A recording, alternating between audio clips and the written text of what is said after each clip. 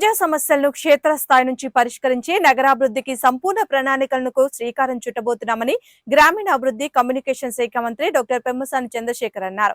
నగరాభివృద్ధి నిమిత్తం స్థానిక భారతీయ విద్యాభవన్లో ఏర్పాటు చేసిన స్వచ్ఛంద సంస్థల సమావేశంలో పెమ్మసాని పాల్గొన్నారు. ఈ సందర్భంగా ఆయన మాట్లాడుతూ నగరాన్ని స్మార్ట్ సిటీగా రూపొందించేందుకు ప్రతి ఒక్కరి సలహాలు సూచనలు అవసరమన్నారు. గుంటూరులోని పార్కులు, ప్రభుత్వ పాఠశాలలు, విద్యార్థుల వసతి గృహాలను స్వచ్ఛంద సేవా సంస్థలు, కార్పొరేట్ సంస్థలు దత్తత తీసుకొని వాటి అభివృద్ధికి కృషి చేయాలని కోరారు. గుంటూరుని నేను ఎలక్షన్ ముందు తిరిగింది కానీ లేకపోతే గత 7 నెలలుగా అందరితో మాట్లాడిన విధానంతో కానీ మాకు కొన్ని సమస్యలు తెలుసు.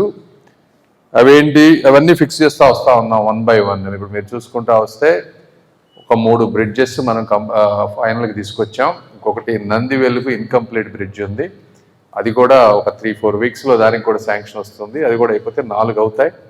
తర్వాత శ్యామలా నగర్ బ్రిడ్జ్ ఉంది. ఈ ఇయర్ బడ్జెట్లో ఎప్పుడు ఏ ప్రాంతానికి ఒక సిటీకి ఒక 1 ఇయర్ బ్రిడ్జ్ ఇన్ని రాలేదు కాబట్టి వాళ్ళు ఇవ్వలేమని చెప్పారు. నెక్స్ట్ ఇయర్ బడ్జెట్లో శ్యామలా నగర్ కూడా తీసుకొచ్చే విధంగా చేస్తాం. బ్రిడ్జెస్ అయిపోతాయి. రోడ్స్ వీటి మీద అవగాహన ఉంది, అవి 1 by 1 స్టేట్ గవర్నమెంట్ డబ్బులు వచ్చే కొన్ని చేసుకుంటూ పోతాం.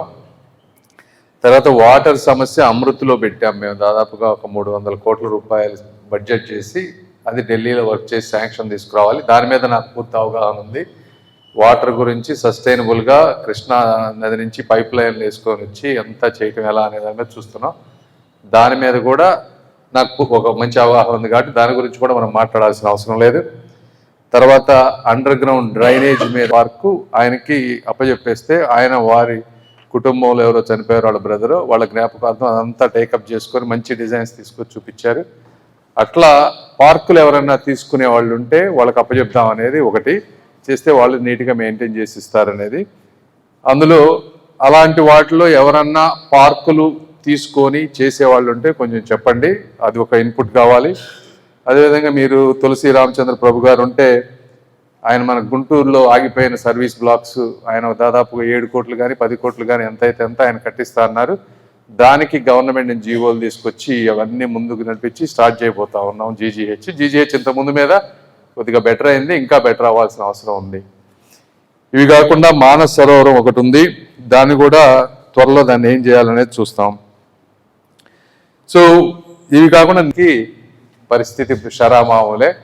బట్ ఏదేమైనా ఒక ఆశయంతో వచ్చాం కాబట్టి ఎక్కడ కూడా ఆశయానికి భంగం కలగకుండా చేసుకుని వెళ్ళేటువంటి ఒక వ్యక్తిని నేను.